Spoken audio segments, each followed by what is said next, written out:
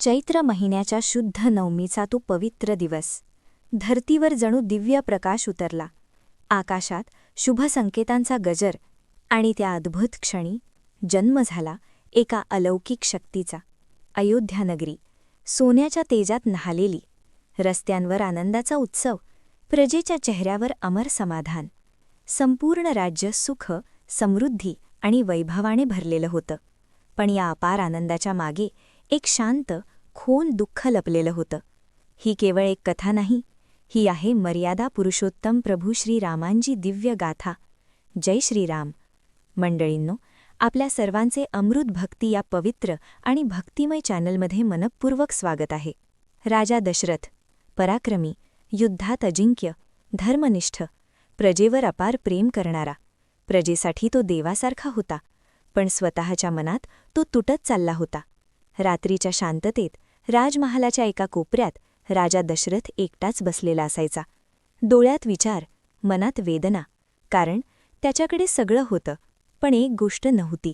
राजगादीचा वारस. कौसल्या, सुमित्रा आणि कैकेयी, 3 राण्या, तीनही सुसंस्कृत, गुणी, राजाला खूप प्रेम करणाऱ्या. पण त्यांच्याही मनात एकच वेदना, मातृत्वाचा आनंद न मिळाल्याची. दरबारात सगळं ठीक होतं, उत्सव होत होते, प्रजा आनंदात होती. पण राजमहालाच्या आत एक रिकामेपण पसरलेलं होतं. प्रत्येक वेळी राजा दशरथ लहान मुलांना खेळताना पाहायचा, तेव्हा त्याच्या मनात एकच प्रश्न उठायचा: माझ्या आयुष्यात हा आनंद कधी येणार? हळूहळू ही वेदना असह्य होऊ लागली. राजाने ठरवलं, आता काहीतरी करायलाच हवं. आणि त्याच क्षणी नियतीने एक नवा मार्ग उघडला. एक दिवस राजा दशरथाने आपल्या मनातील वेदना ऋषी वसिष्ठांसमोर मांडली. त्याचा आवाज थरथरत होता, डोळ्यात अश्रू होते. ऋषी वसिष्ठ, शांत, ज्ञानी, दिव्य तेजाने उजळलेले. त्यांनी डोळे मिटले, क्षणभर ध्यान केलं आणि म्हणाले, राजन, चिंता करू नका. यासाठी एकच उपाय आहे. पुत्रकामेष्ठी यज्ञ. तयारी सुरू झाली. संपूर्ण अयोध्या नगरी सजली. मंत्रोच्चारांनी वातावरण भारावून गेलं. यज्ञकुंडातून निघणाऱ्या अग्नीच्या ज्वाला आकाशाला स्पर्श करत होत्या. ऋषीमुनी, ब्राह्मण सगळे एकत्र आले होते. पवित्र मंत्र, घंटानाद आणि भक्तिभावाने भरलेलं वातावरण. राजा दशरथ पूर्ण श्रद्धेने यज्ञ करत होता. त्याच्या मनात एकच प्रार्थना: हे देव, मला पुत्र प्राप्त होवो. आणि मग तो पवित्र क्षण आला. यज्ञकुंडातून एक दिव्य प्रकाश प्रगट झाला. त्या तेजातून स्वतः अग्निदेव प्रगट झाले. संपूर्ण सभागृह स्तब्ध झालं. अग्निदेवाने आपल्या हातात एक दिव्य प्रसादाचं पात्र दिलं आणि म्हणाले, राजन, हा प्रसाद आपल्या राण्यांना द्या. तुमची इच्छा नक्की पूर्ण होईल. राजा दशरथाच्या चेहऱ्यावर अनेक वर्षांनंतर आनंद दिसला. त्याने तो प्रसाद कौसल्या, सुमित्रा आणि कैकेयी यांना दिला. काळ पुढे सरकला आणि अंती अयोध्येत पुन्हा एकदा आनंदाचा उत्सव सुरू झाला. आकाशात शुभ संकेत दिसू लागले. पृथ्वीवर दिव्य प्रकाश पसरला. आणि त्या पवित्र क्षणी, चैत्र शुद्ध नवमी, माध्यान्ह काळ, जन्म झाला मर्यादा पुरुषोत्तम प्रभू श्रीरामांचा. कौशल्येच्या पोटी राम, कैकेयीच्या पोटी भरत आणि सुमित्रेच्या पोटी लक्ष्मण व शत्रुघ्न. 4ही राजकुमार, तेजस्वी, दिव्य, जणू देवांनीच पृथ्वीवर अवतार घेतला होता. संपूर्ण अयोध्या नगरी आनंदाने न्हाऊन निघाली. ढोल ताशे, नृत्य आणि सर्वत्र एकच घोष: कौशल्येच्या पोटी जन्मलेले राम, शांत, गंभीर, तेजस्वी, ज्यांना पाहून मन आपोआप शांत होतं. त्यांच्या चेहऱ्यावर एक दिव्य तेज होतं, जणू काही परमेश्वराचीच छाया पृथ्वीवर उतरली होती. लहानपणापासूनच राम इतरांपेक्षा वेगळे होते. ते फक्त राजकुमार नव्हते, ते होते संस्कारांचा जिवंत आदर्श. सत्यप्रिय, एकदा दिलेलं वचन कधीही न मोडणारे. आज्ञाधारक, आईवडिलांच्या प्रत्येक शब्दाला मान देणारे. दयाळू, गरजूंना मदत करणारे. प्राणीमात्रांवरही प्रेम करणारे. संयमी, रागावर नियंत्रण ठेवणारे. प्रत्येक परिस्थितीत शांत राहणारे. धर्मासाठी सदैव तत्पर. अधर्माचा नाश करणे हेच त्यांचं ध्येय होतं. राम आपल्या भावांवर खूप प्रेम करत. लक्ष्मण नेहमी रामांच्या सावलीसारखा सोबत असायचा. भरत आणि शत्रुघ्न हेही तितकेच प्रेमळ आणि कर्तव्यदक्ष होते. चारही भावांमध्ये इतकं प्रेम होतं की आजही त्या नात्याला आदर्श मानलं जातं. राम गुरुकुलात गेले, ऋषी वसिष्ठांच्या आश्रमात. तिथे त्यांनी शिक्षण घेतलं, शास्त्र, धनुर्विद्या आणि जीवनाचे खरे मूल्य. राम धनुर्विद्येत अत्यंत पारंगत होते. त्यांचा बाण कधीही लक्ष चुकत नसे. म्हणूनच रामबाण हा शब्द आजही अचूकतेचं प्रतीक मानला जातो. पण त्यांच्या महानतेचं खरं कारण त्यांचा पराक्रम नव्हता, तर त्यांचा स्वभाव होता, नम्रता, प्रेम आणि कर्तव्यनिष्ठा. म्हणूनच राम फक्त राजा नव्हते, ते होते प्रत्येकासाठी प्रेरणा आणि आदर्श जीवनाचं उदाहरण. लहान वय, पण मनात अपार धैर्य. राम अजून कुमार अवस्थेत होते, पण त्यांच्या आत दडलेली शक्ती सामान्य नव्हती. एक दिवस महान तपस्वी ऋषी विश्वामित्र अयोध्येत आले. त्यांच्या चेहऱ्यावर चिंता होती आणि डोळ्यात एक विनंती.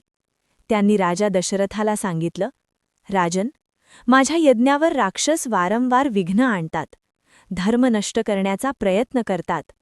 राजा दशरथ व्याकुळ झाला, पण ऋषींची पुढची मागणी ऐकून तो थबकला. मला तुमचा पुत्र राम हवा आहे. क्षणभरासाठी राजाचं हृदय दडपलं. इतक्या लहान वयात रामाला राक्षसांशी लढायला पाठवायचं. पण राम शांतपणे पुढे आले, डोळ्यात निश्चय, चेहऱ्यावर तेज. पिताश्री, धर्माच्या रक्षणासाठी मी सदैव तयार आहे. आणि त्या क्षणी राम आणि लक्ष्मण ऋषी विश्वामित्रांसोबत निघाले. वनात प्रवेश झाला. चारही बाजूंनी शांतता, पण त्या शांततेतही एक भीती दडलेली. यज्ञ सुरू झाला, मंत्रोच्चार, आणि त्याच क्षणी आकाशात गर्जना झाली. भयंकर राक्षस प्रगट झाले. त्यांचा आवाज, त्यांची क्रूरता, सगळं काही भयावह होतं. पण राम अजिबात घाबरले नाहीत. त्यांनी धनुष्य उचललं आणि एका क्षणात बाण सुटला. तो बाण अचूक लक्षावर जाऊन आदळला. राक्षसांचा संहार झाला, धर्माचा विजय झाला, ऋषींचा यज्ञ निर्विघ्न पूर्ण झाला. आणि त्या दिवशी संपूर्ण जगाला कळलं की हा केवळ राजकुमार नाही, हा धर्माचा रक्षक आहे. पुढे जात असताना एक विचित्र शांतता जाणवली, जणू काही कोणीतरी वेदनेत अडकलेलं. राम त्या दिशेने चालत गेले. तिथे एक निर्जीव दगड पडलेला होता. ऋषींनी सांगितलं, ही अहिल्या आहे, शापामुळे दगड बनलेली. राम पुढे आले. त्यांच्या चरणांचा स्पर्श त्या दगडाला झाला आणि अचानक त्या दगडातून प्रकाश झळकला. अहिल्या आपल्या मूळ रूपात प्रगट झाली. डोळ्यात अश्रू, हात जोडलेले. प्रभू, तुमच्या स्पर्शाने मला मुक्ती मिळाली. त्या क्षणी रामानी फक्त एका स्त्रीचा उद्धार नाही केला, त्यांनी जगाला दाखवलं की त्यांचा स्पर्श पापालाही पवित्र करू शकतो. म्हणूनच रामांना पतितपावन म्हटलं जातं.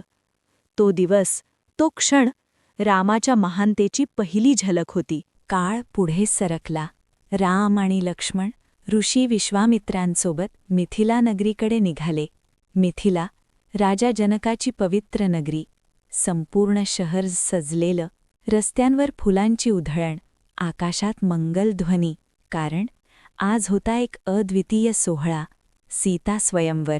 राजा जनक धर्मनिष्ठ, सत्यप्रिय. त्यांनी एक कठीण अट ठेवली होती, जो शिवधनुष्य उचलेल आणि त्याला प्रत्यंचा लावेल, तोच माझ्या कन्या सीतेचा पती होईल. हे धनुष्य सामान्य नव्हतं, ते होतं भगवान शिवाचं दिव्य धनुष्य. इतकं विशाल, इतकं भारी की अनेक पराक्रमी राजेही त्याला हलवू शकले नव्हते. एकामागून एक राजे पुढे येत होते. कोणी प्रयत्न करत होतं, कोणी अपयशी ठरत होतं.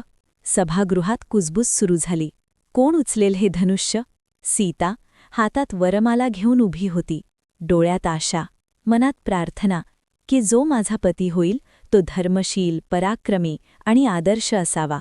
क्षणभर सगळं शांत झालं आणि त्या शांततेत राम पुढे आले. शांत, स्थिर, आत्मविश्वासाने भरलेले. सगळ्यांच्या नजरा आता फक्त रामांकडे होत्या. राम धनुष्याजवळ गेले. त्यांनी आदराने त्याला नमस्कार केला आणि मग एका सहज हालचालीत धनुष्य उचललं. सभागृह स्तब्ध झालं. रामाने प्रत्यंचा लावण्यासाठी धनुष्य वाकवलं आणि धाड एक प्रचंड आवाज झाला. शिवधनुष्य 2 तुकड्यां तुटलं. आकाशात गडगडाट झाला. देवांनी पुष्पवृष्टी केली. संपूर्ण सभागृहात एकच घोष, जय श्रीराम, जय श्रीराम. सीतेच्या डोळ्यात आनंदाश्रू आले. तिने हळूहळू पुढे येत रामाच्या गळ्यात वरमाला घातली. त्या क्षणी 2 आत्म्यांचं मिलन झालं. धर्म आणि प्रेम यांचा संगम झाला. राजा जनकाच्या डोळ्यात समाधान होतं की आज मला योग्य जावई मिळाला. यानंतर राम आणि सीतेचा विवाह अत्यंत थाटामाटात पार पडला. अयोध्या आणि मिथिला दोन्ही नगरी आनंदात न्हाऊन निघाल्या. ढोल ताशे, मंगलगीत आणि सर्वत्र उत्सवाचं वातावरण. तो दिवस फक्त विवाहाचा नव्हता, तो होता धर्म, प्रेम आणि आदर्श जीवनाच्या नव्या अध्यायाची सुरुवात. पण नियतीला काही वेगळंच मान्य होतं. अयोध्या सजली होती रामाच्या राज्याभिषेकासाठी. रस्त्यांवर फुलांची उधळण, प्रजेच्या चेहऱ्यावर आनंद. सगळीकडे एकच उत्साह, आपला राम राजा होणार. पण त्या आनंदावर अचानक काळोख पसरला. कैकेयीने राजा दशरथाकडे तिचे 2 वर मागितले. रामाला 14 वर्षांचा वनवास आणि भरताला राज्य. राजा दशरथ स्तब्ध झाला. त्याचं हृदय तुटलं. रामाला हे कळलं, पण त्यांच्या चेहऱ्यावर दुःख नव्हतं, फक्त शांतता आणि कर्तव्याची जाणीव. पिताश्रींचं वचन माझ्यासाठी सर्वात मोठं आहे.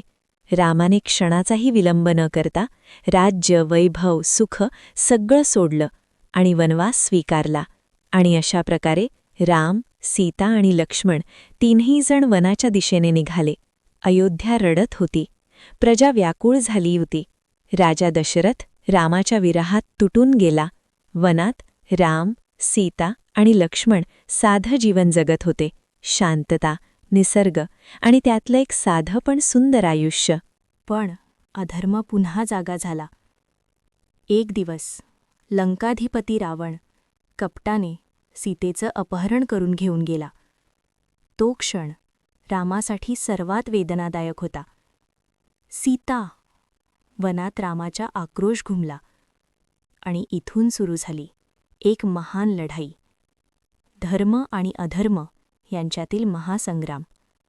या प्रवासात रामाला भेटला एक अद्वितीय भक्त, हनुमान. हनुमानाचं रामावरचं प्रेम, अढळ विश्वास, ज्यांनी अशक्य गोष्टही शक्य केली. वानर सेना तयार झाली. समुद्रावर सेतू बांधला गेला. आणि मग लंकेच्या भूमीवर महायुद्ध पेटलं. रामाचा प्रत्येक बाण अचूक, त्यांचा प्रत्येक वार धर्मासाठी. रावण पराक्रमी, शक्तिशाली, पण अहंकाराने अंध झालेला. आणि शेवटी तो क्षण आला. रामाने धनुष्य उचललं, एक दिव्य बाण सोडला. तो बाण सरळ रावणाच्या अंतःकरणात जाऊन भिडला. रावणाचा अंत झाला. आकाशात पुन्हा एकदा पुष्पवृष्टी झाली. देवांनी घोषणा केली, धर्माचा विजय झाला, अधर्माचा नाश झाला. त्या दिवशी फक्त एक युद्ध जिंकलं गेलं नाही, तर सत्य, धर्म आणि न्यायाचा विजय झाला. वनवास संपला. 14 वर्षांचा संघर्ष, वेदना, युद्ध आणि त्याग सगळं मागे राहिलं. राम, सीता आणि लक्ष्मण अयोध्येच्या दिशेने परत निघाले. अयोध्यानगरी पुन्हा एकदा सजली. रस्त्यांवर दिव्यांची रोषणाई, फुलांची उधळण आणि प्रजेच्या डोळ्यात आनंदाश्रू. आपला राम परत आला. भरत रामाच्या पायाशी नतमस्तक झाला. तो क्षण भावनांनी ओथंबलेला. भाऊभावामधलं प्रेम, त्याग आणि आदर. आणि मग तो ऐतिहासिक क्षण आला. रामांचा राज्याभिषेक झाला आणि सुरू झालं रामराज्य. रामराज्य म्हणजे न्याय, सत्य, सुख, जिथे कुणालाही भीती नव्हती, दुःख नव्हतं, प्रत्येकाच्या चेहऱ्यावर समाधान होतं. प्रत्येकजण आपलं कर्तव्य प्रामाणिकपणे पार पाडत होता. जिथे राजा स्वतःपेक्षा प्रजेचा विचार आधी करत होता. राम फक्त एक राजा नव्हते, ते होते आदर्श पुत्र, आदर्श पती, आदर्श भाऊ आणि आदर्श राजा. त्यांच्या जीवनात त्याग होता, कर्तव्य होतं आणि सर्वात महत्त्वाचं वचन पाळण्याची ताकद होती. म्हणूनच प्राण जाये पर वचन न जाये हीच रघुकुलाची परंपरा आणि रामाची शिकवण. म्हणूनच आजही प्रत्येकाच्या मनात राम जिवंत आहेत. रामनवमी म्हणजे फक्त उत्सव नाही, तो दिवस आहे आपल्या आतल्या रामाला जागवण्याचा. धर्म, सत्य, संयम आणि कर्तव्य हे गुण आपल्या जीवनात आणण्याचा. जर प्रत्येकाने रामासारखं जगण्याचा प्रयत्न केला तर प्रत्येक घरात, प्रत्येक मनात रामराज्य निर्माण होईल. फॉलो अमृत भक्ती.